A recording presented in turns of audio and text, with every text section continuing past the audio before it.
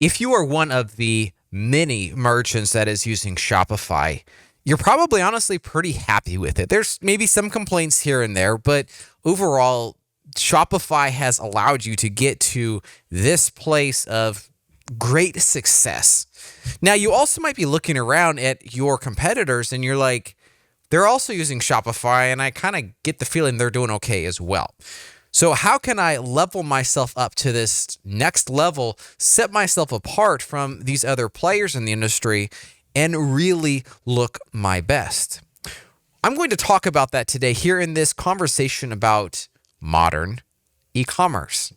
It's known as other things like headless, God forbid, it's a horrible name, or perhaps composable. All slightly different ways to look at roughly the same conversation.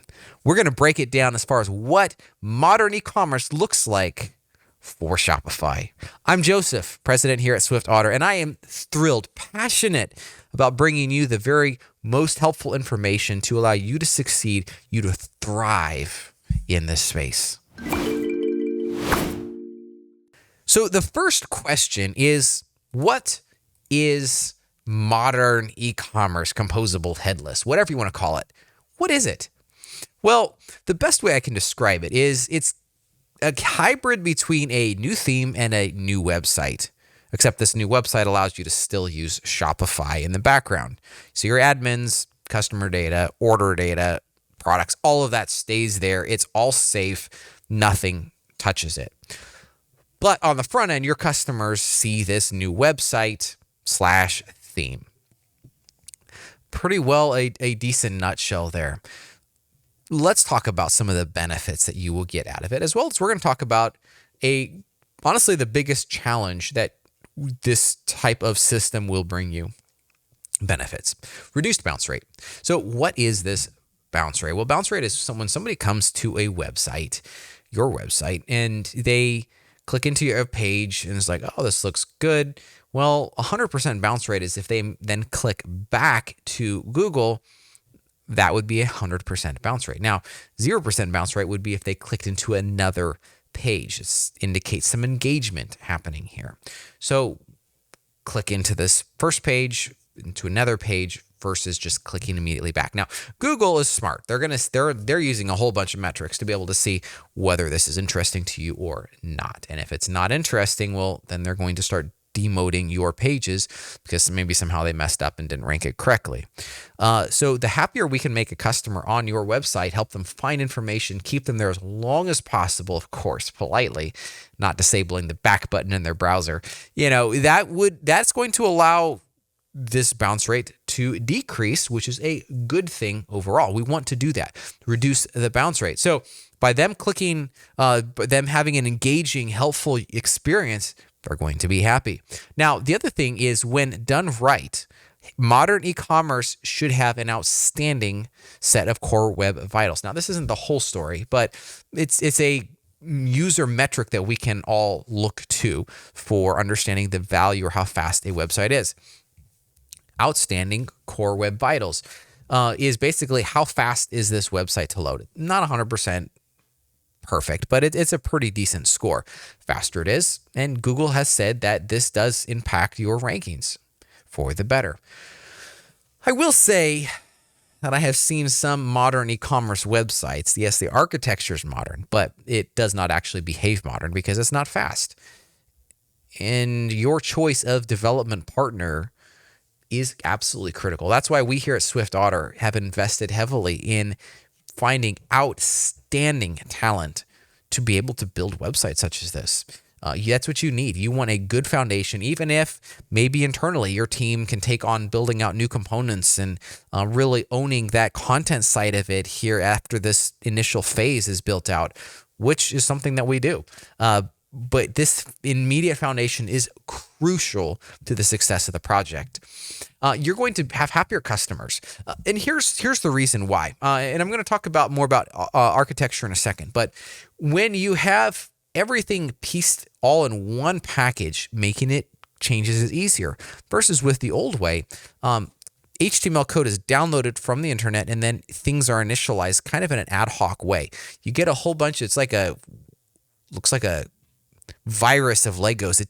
It doesn't really fit together perfectly, versus with composable, it all is this one package done with the most modern technology, allowing to leverage these features to make browsers very happy. So then we also have better content publishing. Now, allowing your admins to be able to quickly push content out is great. Shopify doesn't have bad content publishing capabilities. It's not bad. It's very decent. But next generation, some of these capabilities are pretty amazing. Tools like Contentful or Sanity can be integrated into this, allowing for really dynamic content experiences that are easy to publish and look fantastic. Last but not least, you can stay on Shopify. You already love the platform. Your administrators, your content team knows this. Yeah, stick with it and keep being successful there. Now, what about the cons to this? Now, I'm going to say that there's one primary challenge or thing that you're going to have to get used to, and that is the App Store is not just going to be this plug and play thing anymore. Perhaps in the future, that'll be on Shopify's roadmap, but the idea here behind headless is it's a custom experience. It will take some development in order to get things moving. Now, integrating some common feature like Algolia or Yotpo or Klaviyo, like that's super simple. Like they already have tools to be able to integrate that. I mean, it's not a click of a button, but it's pretty close to that. Now, on the other hand, if you're just wanting to add some juice to the product page and just kind of spice it up a little bit, and there's this app that does it, and you're really excited about that, click it to install it, nothing's going to change. You need to ask your developer to make these changes to the product page. So there ends up being a little bit more lift. Now, there is a positive to this, and this is going to sound weird, but the positive is you're not going to, it's going to make you think twice before installing a new app. What we often see is out of the box, Shopify honestly is quite performant. It does well. But as you add all these apps in there, it just starts slowing it down. Now, as you slow it down, what's going to happen?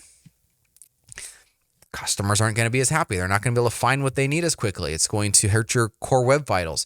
So apps can be a big part of this problem. And so taking a step back to reconsider how you're improving your website can be a good thing. So keep that in mind as we go forward here. So let's do a quick look at what is the architecture for your current website on Shopify versus what it would look like moving to modern e-commerce, this new idea. All right, so this is Shopify. It's software as a service.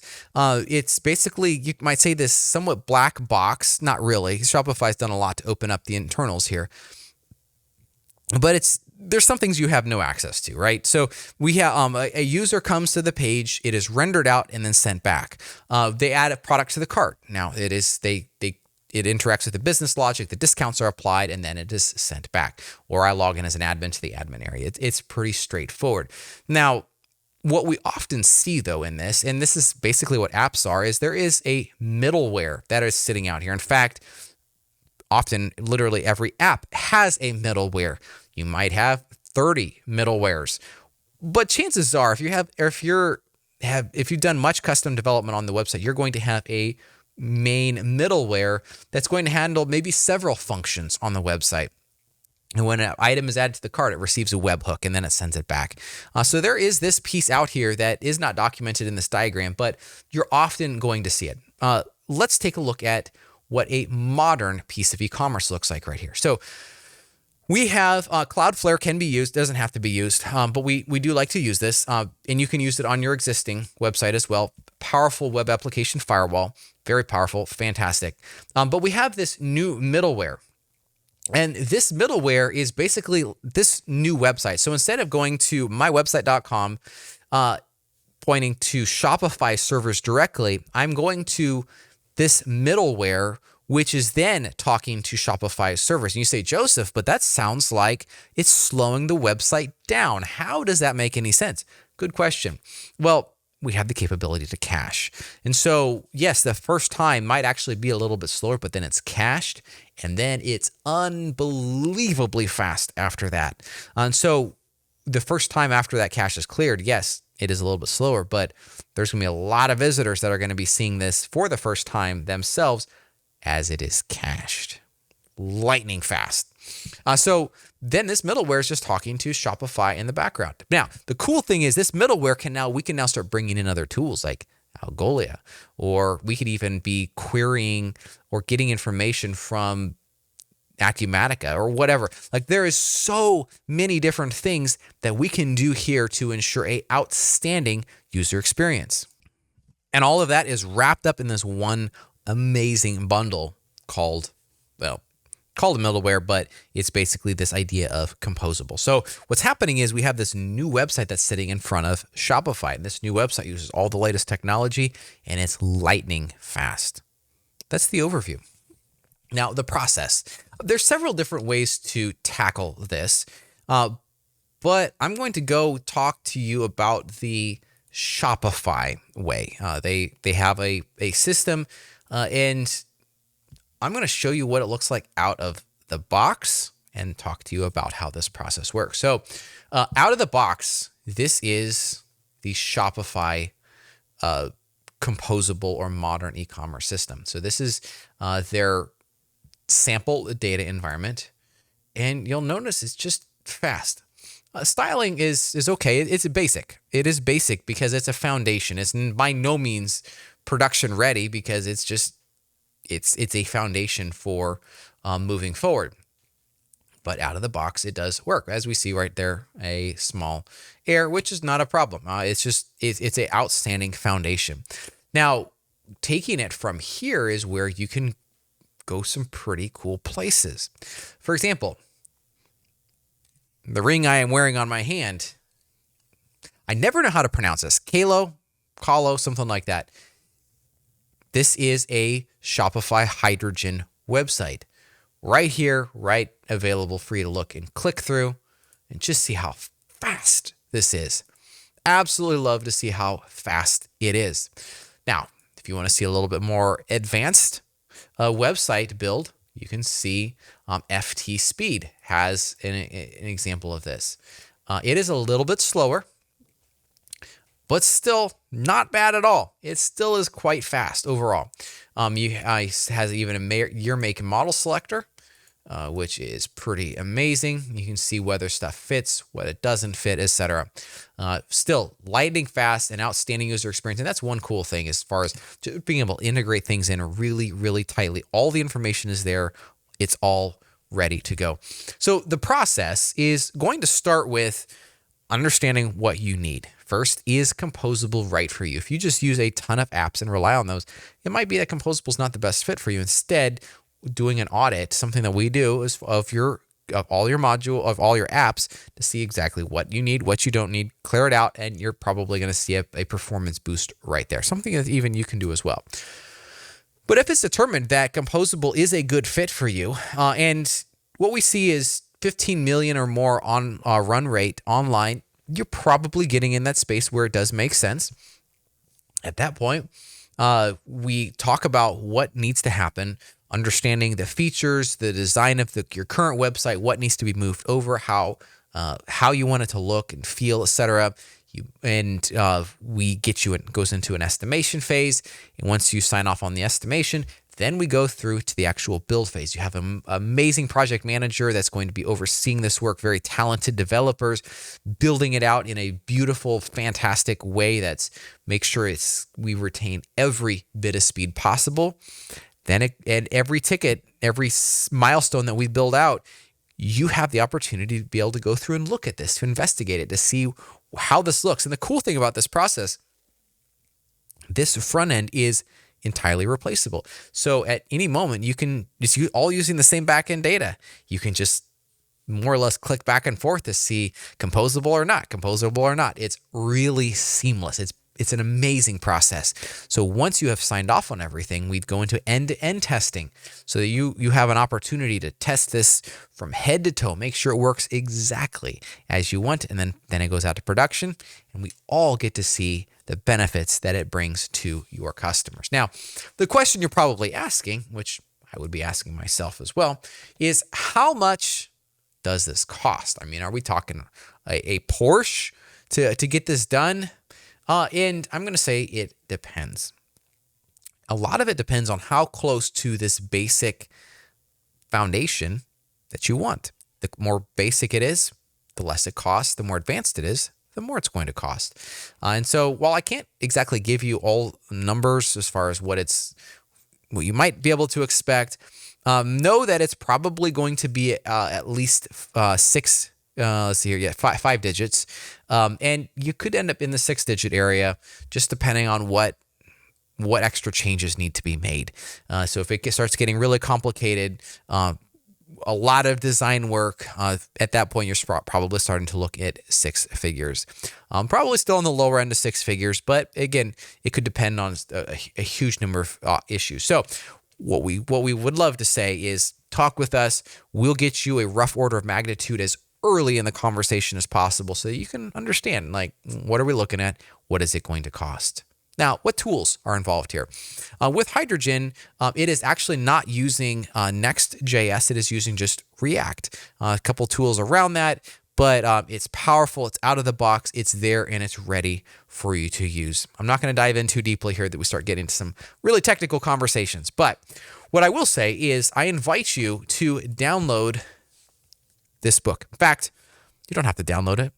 Just send me an email, and I will ship a copy of this to your door right there and ready for you to jump in and start learning all about way more than I can cover in this conversation with modern e-commerce. Friend, I believe that modern e-commerce could be a game changer for your brand. And I'm excited to be able to help you walk through this process. Our team is incredibly capable, incredibly talented, and we would love to be able to work with you on this project.